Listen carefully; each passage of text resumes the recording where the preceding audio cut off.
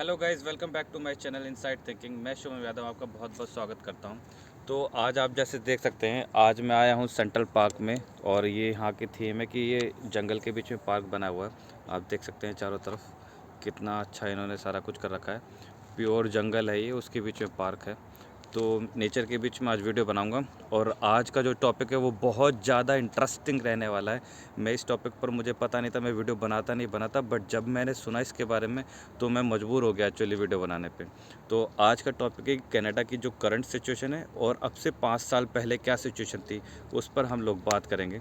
तो फ़िलहाल में मैं अपने जो मेरा हाउसमेट था उससे बात कर रहा था। तो वो अल्बर्टा से आया हुआ था और उसने कुछ मुझे ऐसे फैक्ट्स बताए कि मैं रह नहीं पाया। तो मैंने सोचा आपके साथ साझा करूं उन फैक्ट्स को और बताऊं कि भाई हमारी क्या गलती है कि हम इतना लेट आए या फिर पहले वाले बंदे इतने मज़े कर गए। तो जो आप सुनते थे कि मतलब पहले भाई 1 साल के अंदर गाड़ी और घर हो जाता था, वो सब सच था। अगर मैं आपसे कहूं कि कॉलेज आपको पढ़ने के पैसे दे तो मुझे भी यही सुनकर बहुत ज़्यादा आश्चर्य हुआ था कि भाई ऐसे कैसे हो सकता है। तो आज लास्ट तक बने रहिए मेरे साथ वीडियो के एंड तक। मैं आपको बताऊंगा कि कैसे कैसे हम मतलब चीज़ें होती थी या क्या होता था 5 साल पहले, कितना इजी प्रोसेस था।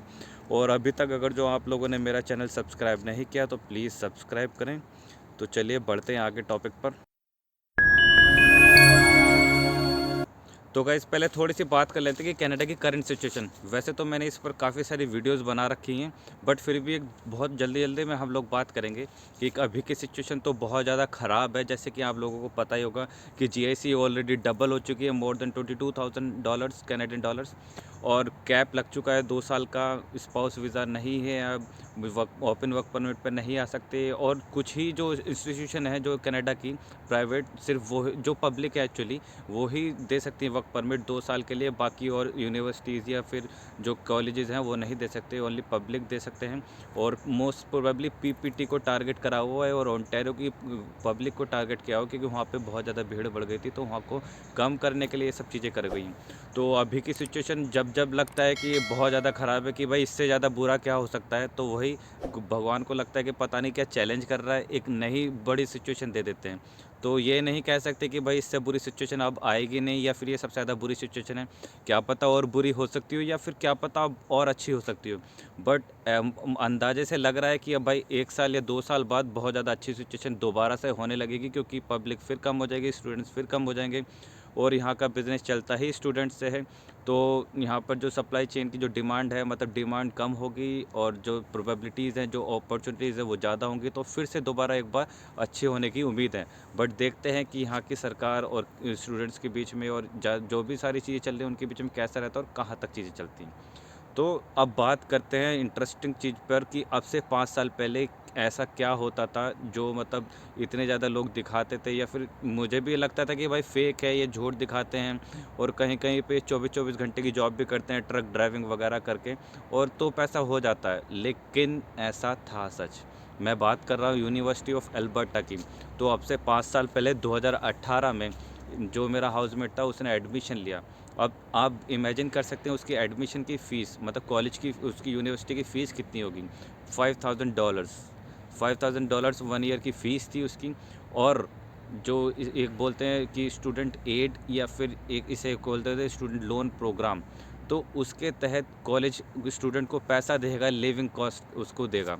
तो लिविंग कॉस्ट कितनी देता था उस टाइम पर, मैं बात कर रहा हूँ अराउंड $26,000 के आसपास, मतलब $2,000 महीने का स्टूडेंट को खर्चे के लिए दे देंगे। आज की पार्ट टाइम भी $2,000 से नहीं आते। और उस टाइम पे अब खर्चा भी, पहले महंगाई भी कम थी और हाउसिंग भी बहुत ज़्यादा कम था। उस टाइम पे $2,000 या फिर $2,100 मिलते थे मंथली। तो क्या बंदा खर्च नहीं कर सकता और क्या सेव नहीं कर सकता, बहुत ईजिली सारी चीज़ें कर सकता था। मतलब आप सिर्फ दे रहे हैं $5,000 और आपको मिल रहे हैं $21,000 वापस। मतलब आपके 5,000 काट के 26,000 में से $21,000 आप ही को मिल रहे हैं कि भाई पढ़ाई कर लो और एंजॉय करो, हम आपको पैसे देंगे। और गाइस सिर्फ इतना ही नहीं, इसके बीच में जैसे प्रोफेसर्स मेनली उस टाइम पर होते थे जो सारे करता धरता होते थे। तो प्रोफेसर्स के हाथ में सारा कंट्रोल होता था। मतलब सपोज़ हम लोग ग्रुप असाइनमेंट कर रहे हैं, तो ऐसे किस्से मुझे सुनने में आए कि मतलब मैं सोचा था भाई क्या ही हो रहा है, अंधी पीस रही कुत्ते खा रहे हैं वाली कहानी या फिर कहावत आप लोगों ने शायद सुनी नहीं होगी, लेकिन मैं बता दूं उसका तात्पर्य है कि भाई बस अब इतना पैसा कहाँ जा रहा है, कहाँ लग रहा है, कुछ पता ही नहीं लग रहा है, ऐसा वाला सिचुएशन हो रहा था। तो ग्रुप असाइनमेंट में भाई प्रोफेसर के पास जाते हैं कि सर मतलब हमें ना लैपटॉप की ज़रूरत है, लैपटॉप के बिना हो नहीं पा रहा पुराने लैपटॉप से। तो इमेजिन करो कि अभी 5 साल बाद महंगाई बढ़ चुकी है, अभी आप अगर जो एक अच्छा खासा लैपटॉप लेने जाएंगे तो कितने का लेने जाएंगे? 1000, एक स्टूडेंट हो तो 1000 भी मैंने ज़्यादा बता दिया, बट 1000 लेके चल लेते हैं। उस टाइम पर $3000 एलोकेट हो जाते थे एक सिंपल लैपटॉप के लिए। तो अगर जो आप हाई एंड वाला लैपटॉप भी लोगे जिसमें 30 GB रैम वगैरह सब कुछ होता है, वो आराम से $2000 का पड़ जाता है, $1000 अपनी पॉकेट में खर्चे के लिए। और ऐसे ही अगर ग्रुप असाइनमेंट हो रहे हैं तो मतलब ग्रुप पार्टीज़ और ये सब के लिए भी मिल जाता था। इवन कुछ कुछ बच्चों ने सिर्फ इसलिए कि सर मुझसे ना टेबल पर बैठकर पढ़ाई नहीं होती, तो उन्होंने मतलब $1000 इसी चीज़ के दे दिए, अपने लिए चेयर टेबल मंगा लो। तो उसने ऑटोमेटिक चेयर टेबल मंगाई जिसमें भाई बटन प्रेस करो, अपनी हाइट अलाइंड हो जाती है ऑटोमेटिकली अपने हिसाब से। तो इस तरह की चीज़ें हो रही थी, तो मुझे भाई विश्वास नहीं हो रहा कि भाई हम लोगों ने ऐसा क्या गुनाह कर दिया इतने टाइम बाद आकर। तो उस टाइम पर इतना ज़्यादा चीज़ें हो जाती थी और जॉब भी बहुत ईज़िली अवेलेबल थी। आपकी चॉइस के ऊपर ईज़िली जॉब अवेलेबल थी। $25, $35 पर आवर के हिसाब से आपको यूनिवर्सिटी में ही जॉब मिल जाती थी। आपके असाइनमेंट्स मिल जाते थे, क्लाइंट के असाइनमेंट आपको पास ऑन कर दिए जाते थे और उसके हिसाब से आपको अच्छा खासा पैसा मिल जाता था। तो उन दौरान लोगों ने महंगी-महंगी गाड़ी भी खरीदी हैं 1 ईयर के अंदर विदिन स्टूडेंट परमिट पे जब स्टडी कर रहे थे। तो बीएमडब्ल्यू कह लो, जगुआर कह लो, उस टाइम पे लोगों के पास मिल जाती थी क्योंकि रैंडमली खर्चा कर रहे थे। और 2 साल में लोगों ने अपना घर भी बनाया क्योंकि अल्बर्टा में घर सस्ते अभी भी हैं और पहले भी थे। तो उस टाइम पे इतना ज़्यादा सेविंग्स हो रही है और जॉब भी कर रहे हो, सब कुछ कर रहे हो, तो लोगों ने अपने-अपने घर भी बना लिए थे उस टाइम पे, जिसको थी कि हाँ भाई चलो घर भी ले लेते हैं। अदरवाइज़ जब उस टाइम पे ऐसा लग ही नहीं रहा था कि सिचुएशन इतनी ख़राब होगी, तो लोग एन्जॉय कर रहे थे, पैसा इधर-उधर बर्बाद कर रहे थे या फिर कह सकते हो एन्जॉय कर रहे थे। तो ये सारी सिचुएशन चल रही थी। अब मैं बात करूँ कि और जगह भी ऐसा है कि नहीं है, तो और जगह का तो मुझे अभी तक कोई ऐसी न्यूज़ मुझे पता नहीं लगी। लेकिन इसके पीछे एक रीज़न है, यूनिवर्सिटी ऑफ अल्बर्टा इतना ज़्यादा क्यों दे रही थी? क्योंकि उस टाइम पे बच्चे कम थे, तो ये भी था, लेकिन बच्चे काफ़ी होने के बाद भी उन्होंने ये प्रोग्राम स्टूडेंट एड वाला जारी रखा।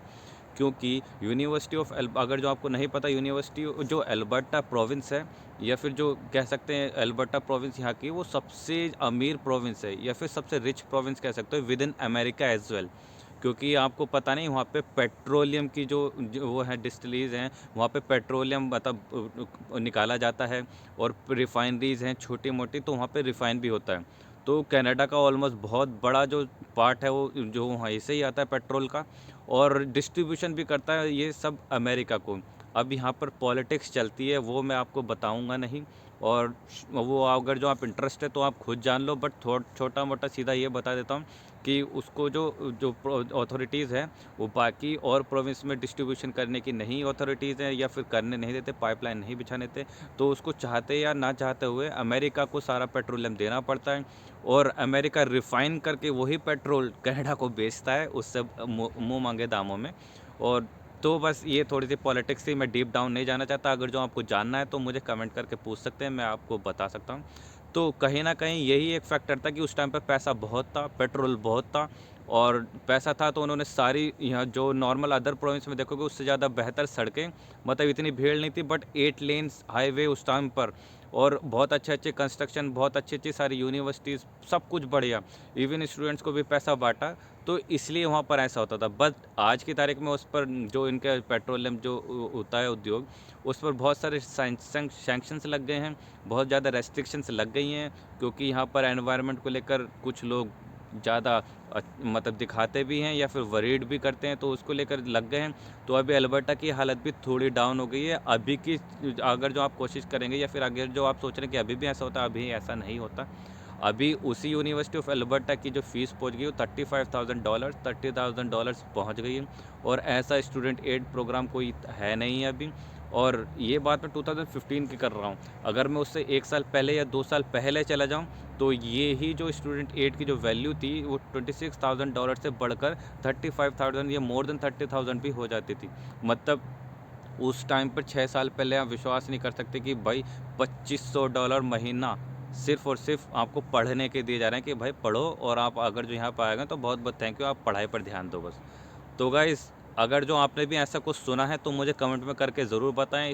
चलो इस पर डिस्कशन करके देखते हैं कि क्या ये मतलब और भी जगह प्रोविंस में आपने ऐसा सुना है या नहीं सुना है, या फिर जो लोग यूनिवर्सिटी ऑफ एल्बर्टा से 5 साल पहले पढ़कर आ चुके हैं तो वो भी प्लीज़ मुझे कमेंट डाउन करें कि ये बात आपने अब के महसूस करी या नहीं करी, कुछ ही कोर्सेज तक लिमिटेड था या फिर सिर्फ पेट्रोलियम या फिर आईटी तक ही लिमिटेड था।